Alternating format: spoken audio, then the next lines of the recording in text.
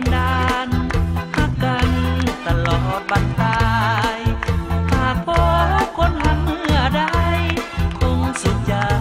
สิ่งใดบ่ป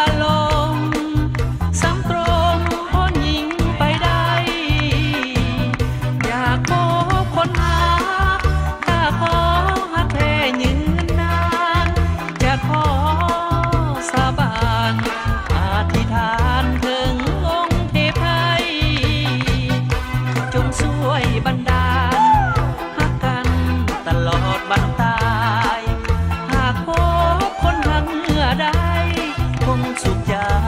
สิ่งใดบ่ปา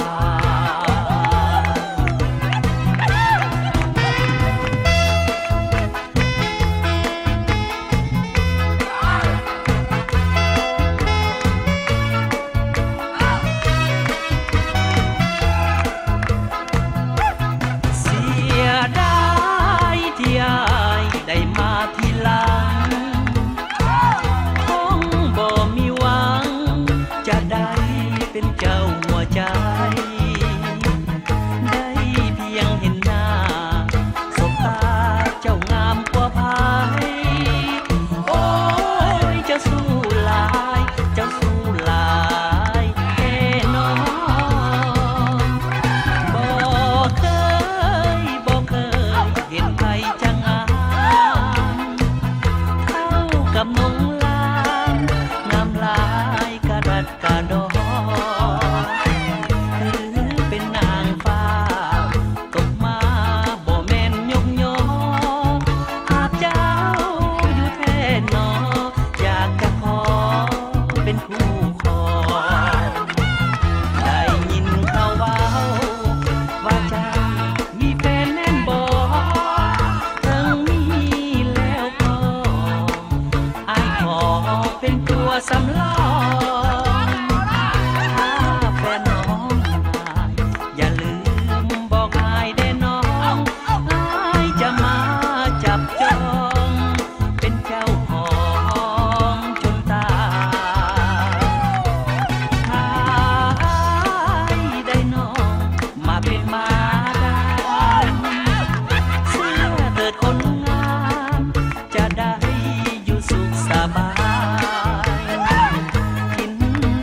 จะป้อนยามนอนอายจะกอดไปบอกให้ถูกใจเรื่องอายจะมาทีหลัง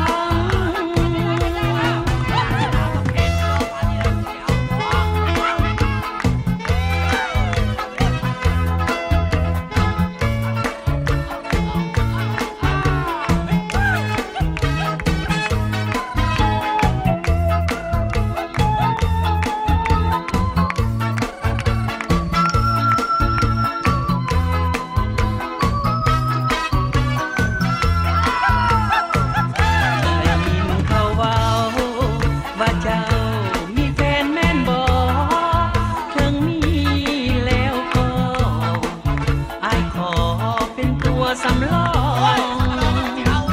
ถ้าเป็นน้องนายอย่าลืมบอกอายได้น้องอายจะมาจับจองเป็นเจ้าของจนตายถ้าอายได้น้องมาเป็นมาดามเสื้อเถิดคนงามจะได้อยู่สุขสบายป้อนยามนอนให้จะกอดไว้บ่ให้ถูกใจทั้งอายจะมาทีหลัง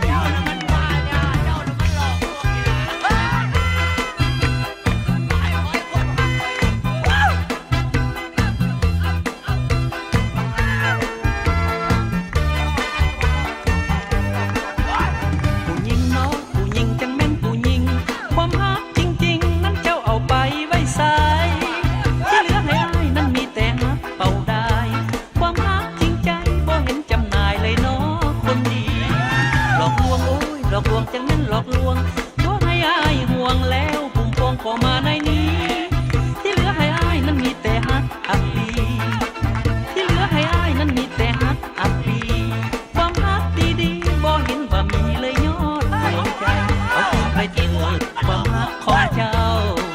ความฮักเน่าๆนี่เอาไปเอาความฮักจริงของอ้ายกับคืนมาไว้จะจองคนอื่นต่อไปที่เขาฮักจริงสาบแล้วสาบแล้วสาบอีหลี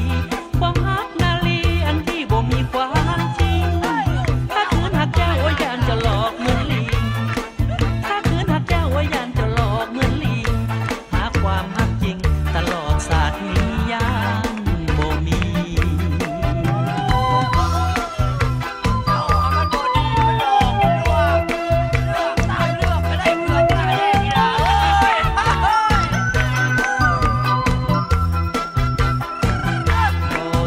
อีกแล้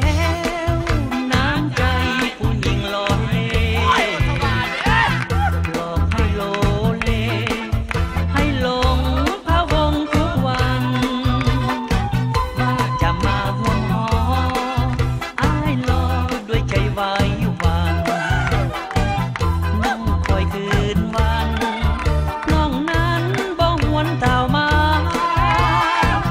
หน้าฝนอ้ายคอยคำควร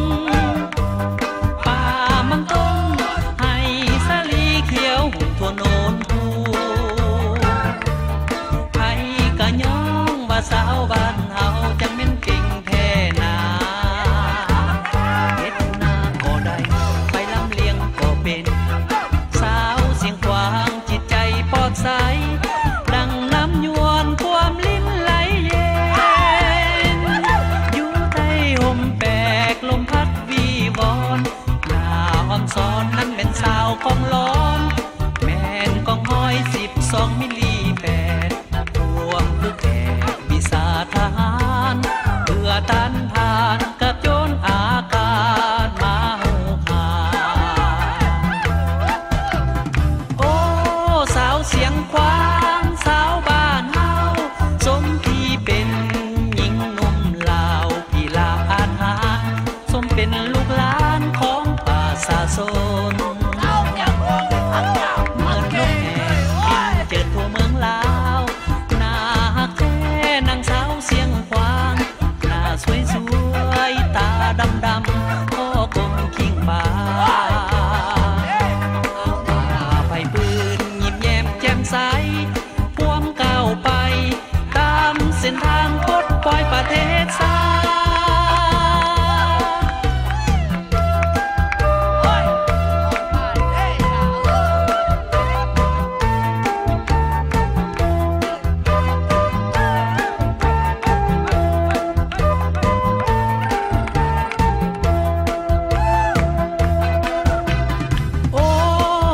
เสียงควางสาวบ้านเฮาสมที่เป็นหญิงหนุ่มลาวที่ละอาหารสมเป็นลูกหลานของประชาชนเหมือนนกแอ่นบินเจิดทั่วเมืองลาวหน้าฮักแท้นางสาวเสียงควางหน้าสวยสวยตาดำดำก็กลมคิงบา